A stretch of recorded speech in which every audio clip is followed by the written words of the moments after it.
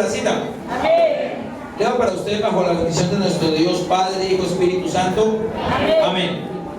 Echa tu pan sobre las aguas, porque después de muchos días lo hallarás.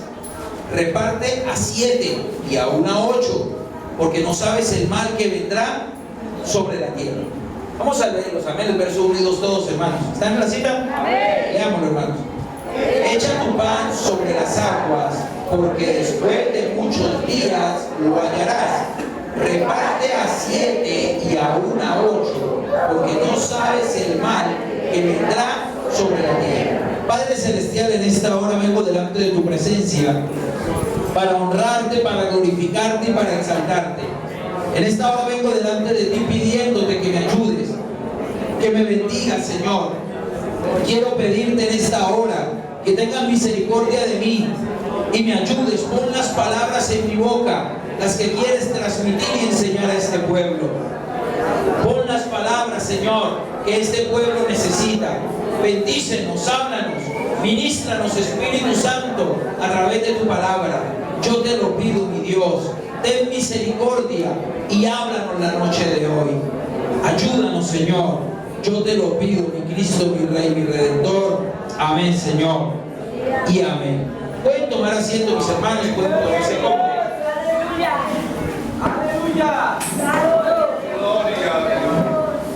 La vida del cristiano, hermano, no se basa en las obras. Quiero aclarar eso. Amén. No se basa en las obras en el sentido de que por las buenas obras usted no va a ir al cielo. Yo quiero que usted entienda eso de entrada. Las buenas obras, hermano, no le van a ayudar a usted a llegar más rápido al cielo. ¿Por qué? Porque la salvación del ser humano, la salvación para el cristiano, no es a través de las obras, sino que es, mis hermanos, por la gracia y la fe en Jesucristo. Es por su sangre preciosa que hemos sido lavados. Amén. Entonces, las obras no lo van a salvar, pero las buenas obras sí hablan bien de usted. Amén. La palabra me dice claramente, hermano, de que hay personas que muestran mucha fe. Amén. Pero el escritor decía: muéstrame tu fe y te mostraré mis obras. En otras palabras, usted no puede hablar, hermano, de que es cristiano y su corazón no es sensible al sufrimiento de los demás.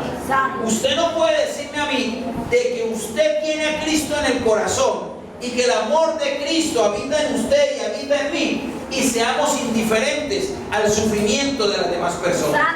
El cristiano no será salvo por las obras, pero le duele, hermano, lo que le pasa a la humanidad. Alguien se preguntaba en estos días y decía: ¿cómo es posible que en Mocoa hubiera ocurrido esto? ¿Cómo es posible que se hubiera venido semejante avalancha? Y usted mira, hermano, y fue bastante violenta, porque, hermano, la avalancha no fue solamente de lodo y de palos, fueron rocas, piedras que vinieron rodando, y esto, hermano, vino a destruir gran parte de esta población. Y la gente se preguntará y dirá: ¿por qué ocurren estas cosas? ¿Por qué Dios permite esto? La respuesta más acertada sería, mi hermano, porque el mismo ser humano se busca sus males. Dios hizo al hombre perfecto, Dios hizo la naturaleza perfecta, pero el hombre con sus manos se ha preocupado o ha hecho que sea destruida.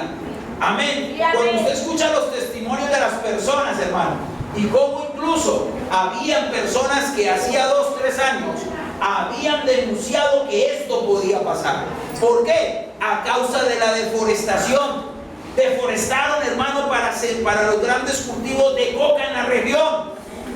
Practicaron minería ilegal, destruyeron la tierra, deforestaron, hermano, acabaron con esto. Cuando vino este gran aumento de, digámoslo así, de las lluvias, hermano, obviamente la naturaleza había sido cambiada, la naturaleza había sido alterada. La gente tiende a culpar a Dios, y hay mucha gente que dice: ¿dónde estaba Dios en el momento que se vino la avalancha? Déjeme decirle, Dios estaba, hermano, ayudando a muchos para que no se fueran con esta avalancha también. Cuando ocurrió lo de la tragedia del 11 de septiembre allí en Estados Unidos, había personas que se preguntaban y decían: ¿dónde estaba Dios cuando esto Gemelas en Nueva York? Hermano, la respuesta sería: Dios estaba haciendo que algunos se durmieran y llegaran tarde ese día a trabajar. Dios estaba haciendo que a algunos se les dañaran los carros y no les prendieran ese día. Dios estaba aumentando el tráfico para que muchos inocentes no llegaran y murieran también en aquel lugar. Dios, hermano, siempre ha estado en el asunto, pero el libre albedrío que Dios le ha dado a las personas, amén, ha hecho que se provoquen este tipo de tragedias. Cuando usted mira la situación en Colombia, hermano, y se pronostica que de aquí a 10 años ya no va a haber ningún nevado en Colombia a causa del calentamiento global, a causa de la deforestación del ser humano, muchos podrían culpar a Dios, muchos podrían decir las tragedias que van a venir por el deshielo de aquellos lugares. Muchas cosas van a cambiar, pero Dios no tiene la culpa de eso. La culpa la tiene el ser humano. Es el ser humano el que ha venido destruyendo la naturaleza perfecta que Dios creó. En Mocoa ocurrió algo parecido. Dios tiene el control de todo, pero Dios ha dado libre albedrío al ser humano. El ser humano, él mismo, ha preferido destruir los bosques para sembrar cultivos ilícitos. El ser humano ha preferido tumbar maderas, tumbar árboles. Hermano, pues ¿para qué? Para ganar terreno y construir también casas allí en aquel lugar. Yo veía el caso de un barrio, hermano, el cual se salvó porque sus habitantes hacía 3 años defendieron contra capa y espada un bosque que rodeaba ese barrio allí en Mocoa. Cuando yo veía la historia, hermano, y dicen, sí, el agua se metió, pero los mismos árboles hicieron que las rocas se desviaran para otra parte, que el agua tomara otro rumbo, y aunque sí, se mojaron las casas, no pasó nada más, no hubo más tragedia, y todo porque lograron contener, hermano, la fuerza naturaleza con los árboles y ellos mismos no deforestaron. Amén. Cuando yo veo eso, yo digo, es verdad que fue el hombre el que causó estas cosas. Es verdad que el mismo hombre es el que ha provocado estas tragedias. Pero la palabra a mí me dice, hermano, de que el cristiano debe tener un corazón sensible en los momentos difíciles. El cristiano no puede ser indiferente cuando va por la calle, hermano, y ve a una persona consumido por las drogas. El cristiano no puede ser indiferente cuando ve a algún niño llorar en la calle. El cristiano no puede ser indiferente cuando puede ver un anciano desamparado por la sociedad. El cristiano tiene que dolerle la condición del ser humano. Al cristiano le tiene que doler cuando alguien pasa hambre. No es posible, hermano, que nos llamemos cristianos, hermano, y seamos indiferentes al dolor de los demás. No es posible que nos hagamos llamar cristianos, hermano, y no nos importe lo que a otros le ocurra. Hay personas que podrán decir, ellos se lo merecen por su pecado. Tal vez sí, puede ser por causa del pecado, es verdad, pero nos tiene que doler las 300 y pico de almas que partieron de esta tierra con esa tragedia. De esos 300 y algo, la pregunta que yo me hago es, ¿cuántos fueron salvos? ¿O cuántos partieron una eternidad sin el Señor? Cuando yo veo esto, yo digo, el cristiano tiene que dolerle la condición humana. El cristiano, hermano, tiene que procurar ayudar a sus semejantes. La palabra me habla a mí, hermano, aquí donde leímos, de un consejo que da el predicador. Un consejo que da, hermano, precisamente a los cristianos. Les dice, echa tu pan sobre las aguas, porque después de muchos días lo hallarás.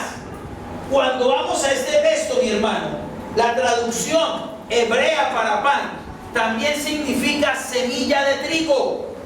Es el mismo significado. Cuando usted usa la palabra hebrea, puede significar o pan o semilla de trigo. Podemos entender que más se refiere a la semilla de trigo. Cuando decía, echa tu pan o tu semilla sobre las aguas, porque después de muchos días lo hallarás. No está diciendo que usted eche un pedazo de pan en el río y se lo lleve. Porque si usted echa un pan allí en el río, le aseguro que no lo va a alcanzar. Le aseguro que pasarán días y no se lo va a encontrar. Aquí está haciendo referencia, hermano, más o menos a lo que ocurría en las riberas, hermano, del río Nilo. Cuenta la historia, hermano, que que cuando el río Nilo empezaba en época de invierno a desbordarse, los cultivadores egipcios agarraban y echaban las semillas de trigo, y las echaban y las semillas, hermanos, se enterraban en el lodo. El agua, hermano, aumentaba y cubría todos esos terrenos. Después, con el tiempo, hermano, que ya pasaba la época de invierno, las aguas bajaban, y cuando llegaban a buscar, hermano, no encontraban ninguna semilla de trigo. Muchos dirían: perdieron lo que hicieron, perdieron el trabajo, como que eso se perdió, como que no se ve lo que hicieron. Pues, hermano, déjeme decirle que Dios es tan bueno y ha creado también la naturaleza, que los egipcios echaban, hermano. ¿Y por qué nombro los egipcios? Porque los hebreos aprendieron estas técnicas de cultivo de ellos. Cuando fueron esclavos allí en Egipto, vieron cómo era que esta gente hacía para tener tanto trigo. Recuerden que los egipcios, en los 7 años de escasez, cuando José era gobernador, ellos tuvieron para autoabastecerse y también tuvieron para vender trigo a otras personas. Y ellos llegaban y echaban, y parecía que eso se hubiera perdido. Muchas personas decían: perdieron el trabajo, no vale la pena lo que han hecho. Eso de hacer buenas obras no sirve para nada. Pues, hermano, déjeme decirle que la historia nos cuenta que después de que las aguas bajaban y ya llegaba la época de sequía, y los frutos y el producto de la tierra empezaban a escasear y empezaba a descender el agua y ya había sequía, en el momento que esa tierra se iba secando, en medio de la tierra empezaban a brotar todas las plantas de las semillas que un tiempo atrás ellos habían echado sobre las aguas.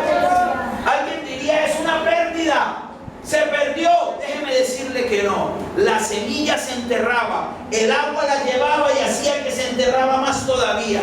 Y esa semilla, hermano, se nutría con lo que el río había traído. Amén. No necesitaban irrigarla, no necesitaban de agua en tiempo de sequía. ¿Por qué? Porque el agua había sido absorbida por la tierra, los nutrientes habían sido absorbidos, y eso que parecía que se había perdido, ahora era el alimento para una nación en medio de la escasez y la sequía que los demás tenían. Por eso el predicador le dijo: echa tu pan o tu semilla sobre las aguas. Amén. Y después de muchos días lo hallarás. En el momento no se ve el resultado, pero con el tiempo, hermano, se puede llegar a ver un gran resultado. Gloria a Dios. Reparte a 7 y aún a 8, porque no sabes el mal que vendrá sobre la tierra. Gloria. El predicador aconsejaba y le decía: siempre esa semilla. Eso haciendo ilustración a lo que hacían los cultivadores. Pero refiriéndose al pueblo del Señor, lo que le está diciendo es: acuérdese de los demás, acuérdese de los necesitados, acuérdese de ayudar al que está en necesidad, acuérdese de sembrar esa semilla en las personas, esas buenas obras que, aunque a usted no lo van a salvar, le van a traer fruto y bendición para un tiempo más adelante. Reparte a 1, a 2, a 3, a 4, a 7, porque usted no sabe el mal que viene sobre la tierra. Hay personas que cuando están en medio de la bendición se olvidan de la necesidad de sus hermanos. Hay personas que cuando están en medio de la bendición no se acuerdan de que el dinero va, el dinero viene. No se acuerdan de que la bendición viene, la bendición va. No se acuerda de que usted puede estar hoy aquí arriba, pero mañana puede estar aquí abajo. Y el que está aquí abajo, mañana puede estar aquí arriba.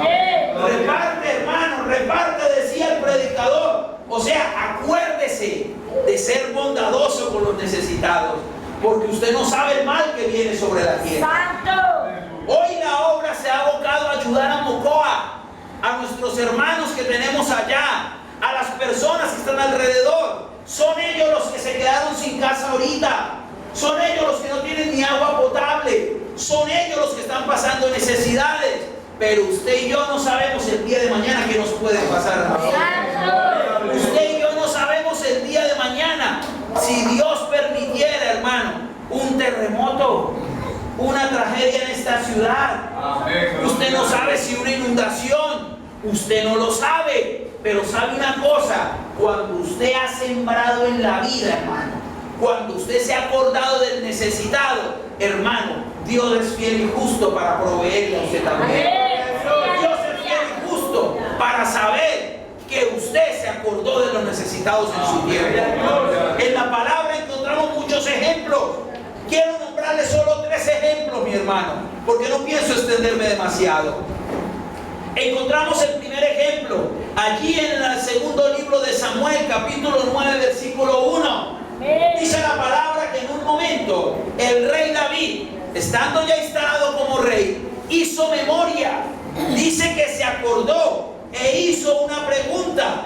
Y la pregunta que el rey David hizo fue que si había quedado alguien de la casa de Saúl. Dijo David: ¿ha quedado alguno de la casa de Saúl a quien haga yo misericordia por amor de Jonatán? Vea que David ya estaba instalado como rey. David era el hombre más poderoso sobre el reino de Israel en ese momento. Pero dice que en ese momento se acordó. ¿De qué fue lo que se acordó? Se acordó del pacto que él había hecho años atrás con Jonatán. Se acordó cuando Jonatán, en medio del odio y la endemoniada que tenía su padre Saúl, Jonatán protegió y guardó la vida de David. Cuando Saúl lo quería engañar, cuando Saúl lo quería matar, dice Jonatán, le puso una señal con unas saetas para que él se diera cuenta si iba a ser o no iba a ser engañado por Saúl. A pesar de que era el papá, él tenía una lealtad con su amigo David y lo salvó de que Saúl no lo matara. Y en un momento Jonatán le dijo a David: yo sé que usted va a ser el rey de Israel.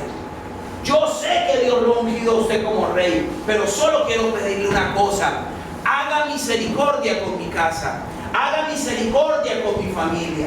Jonatán, hermano, lo ayudó económicamente. Jonatán le proveyó la comida. Jonatán lo ayudó a ocultar de su propio padre que lo quería matar.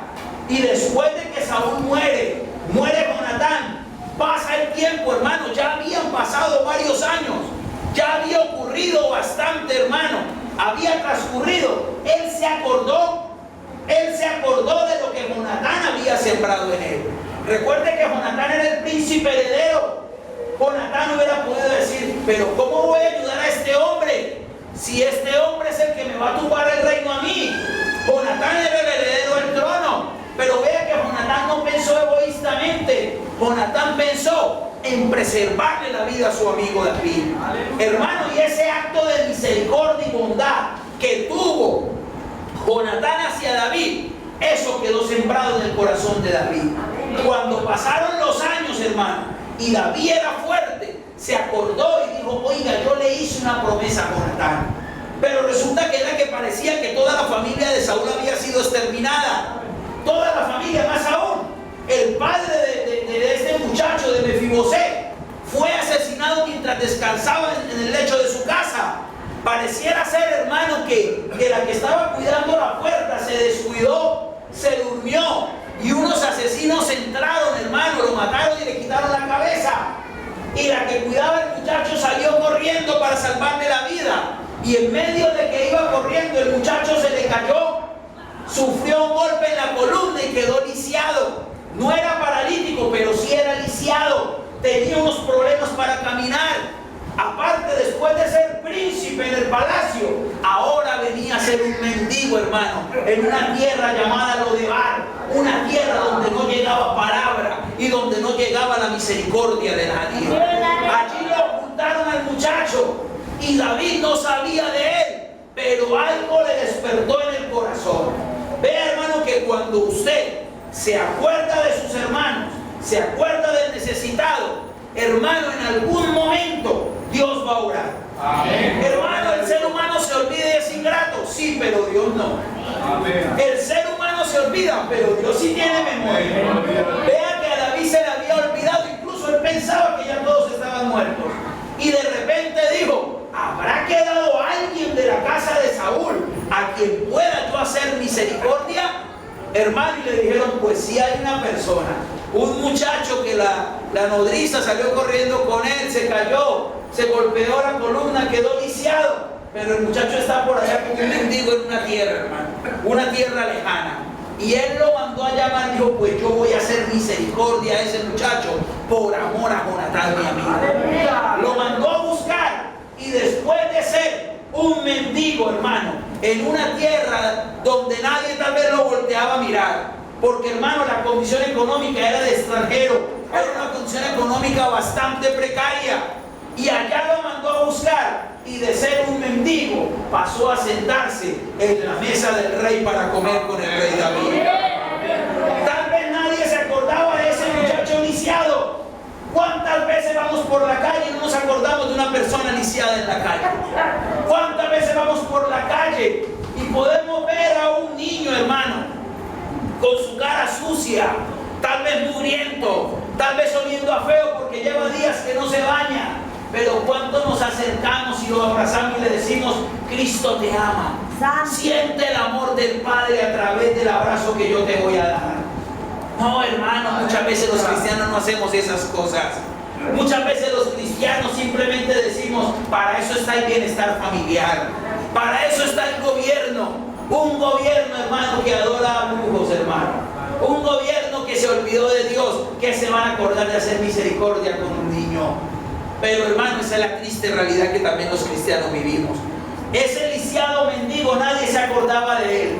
Pero ¿sabe una cosa? Dios sí se acordaba de él. Y eso que hizo Jonatán, Dios se lo puso en el corazón de David. Y David lo mandó a buscar. Ya no iba a ser más el mendigo, ya no iba a ser más la persona olvidada, ya no iba a ser más el cara sucia despreciado, ya no iba a ser ese muchacho que nadie quería voltear a mirar. Ya no iba a ser ese muchacho de calle que la mayoría de seres humanos miramos para otro lado y evadimos la mirada para hacer que no tengo responsabilidad ni nada que ver con esa persona. Ya no, ahora venía a ser uno más que se sentaba a la mesa del rey. Uno más que ya no iba a ser mendigo, sino a tener ración en la mesa del rey todos los días de su vida. Encontramos un segundo ejemplo para ir avanzando, mi hermano. Este lo encontramos en el libro de Ruth, capítulo 2, versículo 11.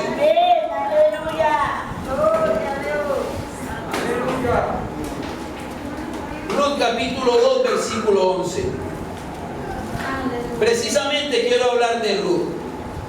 Ruth, hermano, era una persona la cual no era israelita, la cual no pertenecía al pueblo de Dios. Pero Ruth hizo algo, mi hermano.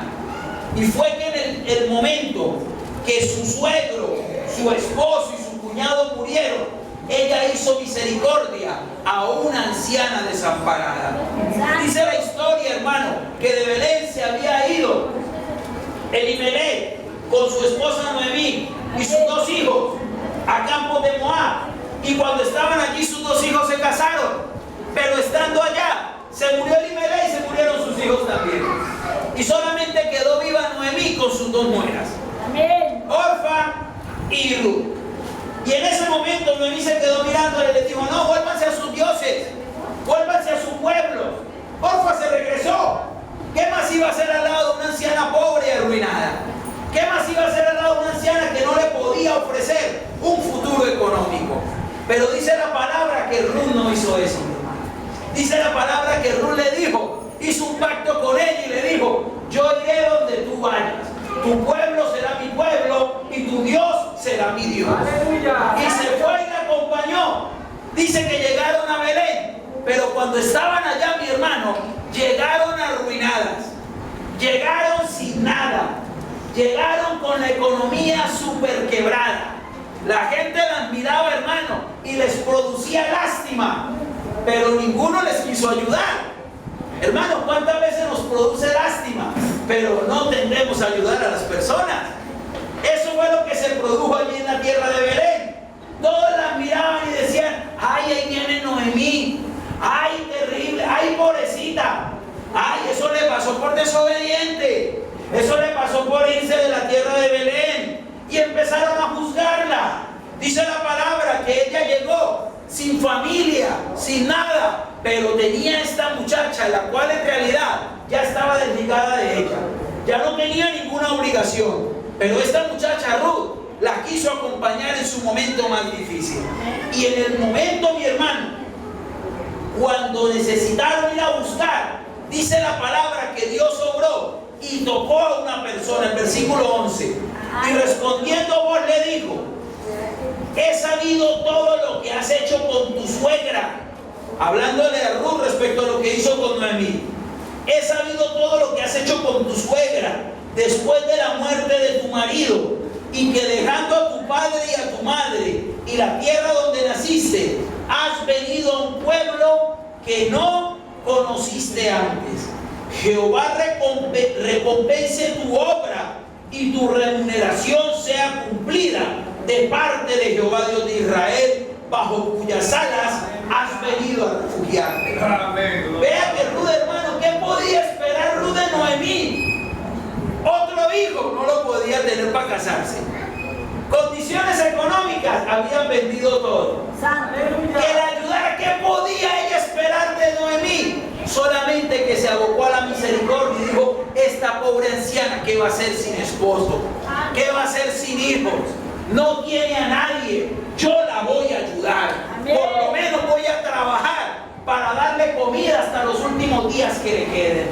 Hermano, dice que esta muchacha empezó a trabajar para ayudar a su suegra, la cual ya en realidad no era su suegra, porque ya estaban desligados. Pero dice que empezó a trabajar desinteresadamente. Quiso ayudarle en el momento difícil. No tenía condiciones económicas. Ruth era extranjera, no tenía nada. Pero hermano, quiso darle algo. Y lo que le quería dar era que con el trabajo la iba a ayudar. Y dice, hermano, que Dios empezó a encaminar todo. Dios empezó a obrar todo, mi hermano. Y en ese instante, cuando Ruth empezó a recoger lo que tiraban en el piso después de que recogían las espigas, hermano, apareció el dueño de la hacienda.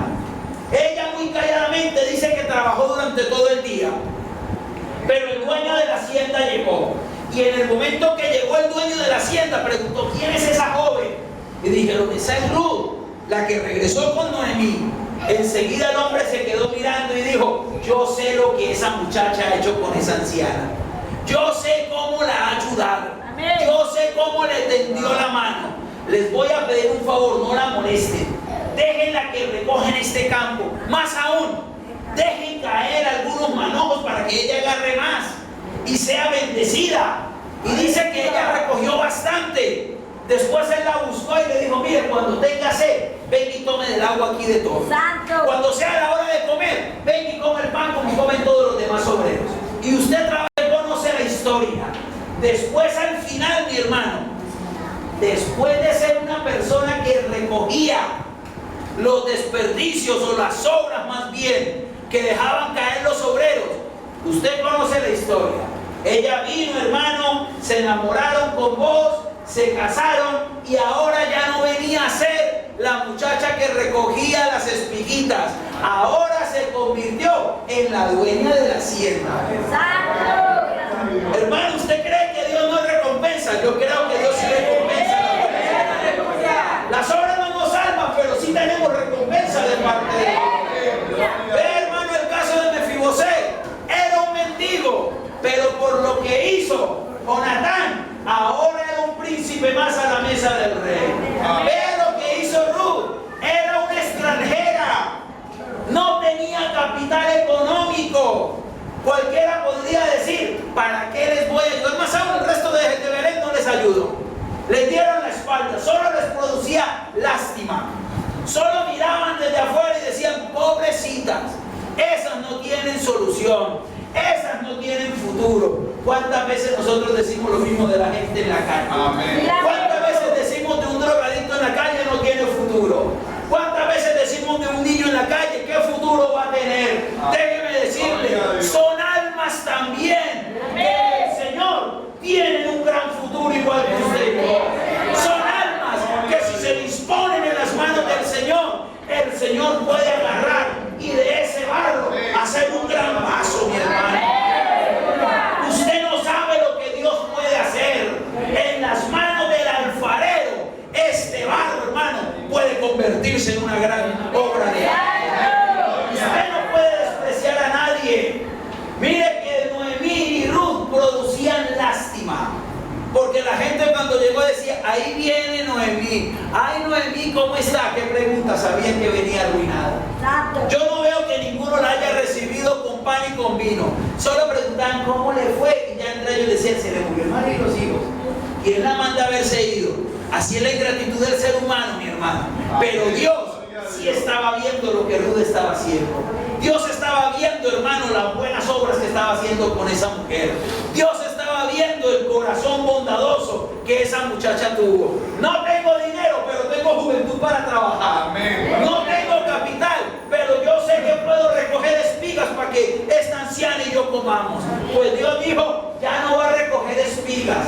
Ahora se va a sentar, se va a echar airecito con la anciana, con el hijo que tengan, y va a ver el producto de lo que su esposo va a hacer para usted. Y ahora era, no la pobre Ruth, ahora era doña Ruth. Antes era la pobre Noemí, ahora era doña Noemí. Porque doña Noemí ahora prohijó o crió en sus brazos a su nieto, hermano, que aunque no era de línea directa, dice que lo vino a prohijar. ¿Qué quiere decir eso?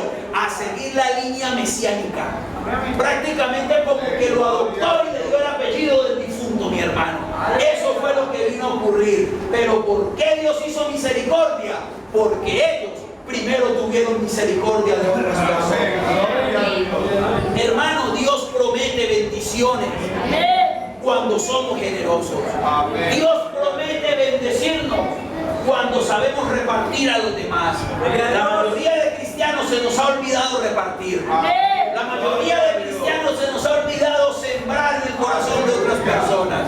La palabra lo dice claramente, reparte a 1, a 2, a 3, a 4, a 7, hasta 8. Repártales, porque usted no sabe el mal que viene sobre la tierra. Usted no sabe si ese que hoy es un mendigo en la calle, mañana Dios lo restaura y sea que le tienda la mano a usted más adelante. Usted no sabe si ese niño que puede estar en la calle oliendo a feíto porque no se baña, usted no sabe si venga a ser, hermano, la persona que Dios utilice para darle su bendición en la vejez. Usted no lo sabe, pero Dios sí lo sabe. Tenemos dos ejemplos de personas que Dios ayudó. Y hay una promesa, hermano, y quiero cerrar con esto. Al dar generosamente a las personas, Dios dará crecientes medios, no solo para dar, sino para también cosechar frutos en abundancia. Amén. Oseas capítulo 10, versículo 12. Santo.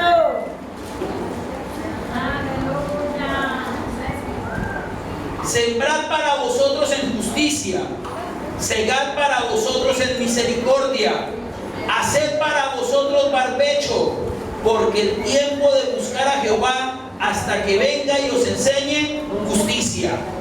Ve, hermano, que aquí hay una promesa que yo quiero que usted se la aprenda para cuando sea generoso. Vuelvo y le leo: sembrad para vosotros en justicia, segad para vosotros en misericordia, haced para vosotros barbecho. Esa palabra, hermano, esa palabra tiene mucho significado. ¿Qué era el barbecho? En la ley mosaica se le decía a las personas que debían sembrar por 6 años seguidos, pero al 7º año debían dejar descansar la tierra. ¿Para qué? La tierra se ponía dura, y si la tierra la dejaban descansar 1 año, después al año 8º iba a producir en gran cantidad. Amén. Por eso es que hoy en día la tierra se desgasta muy rápido, porque la gente no sabe sembrar en barbecho. Era 6 años seguidos y 1 año de descanso para que la tierra reposara y esa tierra dura volviera a ablandarse, volviera a llenarse de nutrientes, y cuando llegara el 8º año volviera a producir en gran cantidad. Pero, hermano, ¿sabe qué es lo curioso del barbecho o de sembrar en barbecho? Que es una promesa que Dios nos está dando para los que sembramos en justicia y sembramos en misericordia. Es que cuando la persona se agarraba a esa ley, en el año 6º producía al doble, triple, 4 o 5 veces más que el resto de los años. No sé si me entiende lo que le estoy explicando. Cuando la persona decía, voy a acogerme a la ley de barbecho, O sea, voy a sembrar por 6 y dejo reposar el séptimo. Pues hermano, en el sexto año, la bendición era tan grande que lo ponía a descansar la tierra, pero la persona también iba a descansar. Amén. ¿Por qué? Porque en el año sexto no iba a producir ni siquiera el doble, sino 3, 4 y hasta 5 veces de lo que producía normalmente. ¿Para qué? Para que viviera tranquilo el séptimo año y ese séptimo año se dedicara a consagrarse a Jehová. ¿Por qué? Porque la bendición era tan grande que le alcanzaba para comer 2 años seguidos y le alcanzaba para repartir también a sus semejantes. Gloria a Dios. Si aplicáramos eso en nuestra vida, hermano, veríamos la bendición de Jehová. Amén. De ahí es donde sale el dicho, no sé si lo ha escuchado, se dedicó al año sabático, o sea, al séptimo año a descansar. Es de ahí donde viene esa expresión. ¿Por qué? Porque los que se agarraban, hermano, de esta promesa, recuerde, sembrar en justicia y cegar en misericordia, Dios lo iba a traer en barbecho. O sea, le iba a dar una bendición que le iba a alcanzar para él, pero también le iba a alcanzar para repartir a los demás. Amén. Hermano, el dar es una bendición muy grande. Sí, amén, amén. Por eso el apóstol Pablo, allí en Hechos capítulo 20, versículo 35, dijo las palabras que pronunció el Señor, porque más bienaventurada cosa es dar que recibir. Amén. ¿Por qué? Porque cuando usted da, usted está sembrando para el futuro. Cuando usted actúa con misericordia, está sembrando para cegar en justicia. Es una promesa que tenemos de parte del Señor. Dios quiere, hermano, y nosotros los cristianos podamos tener un corazón bondadoso. Dios quiere, hermano, que cuando veamos la necesidad de otro, no nos hagamos los indiferentes. Dios quiere, hermano, que no hagamos lo que hacen la mayoría de cristianos, solamente orar, pero no actuar. Solamente oramos, pero no colaboramos. El reverendo Luis M. Ortiz tenía una frase muy bonita. ¿Recuerdan la frase del reverendo Luis M. Ortiz?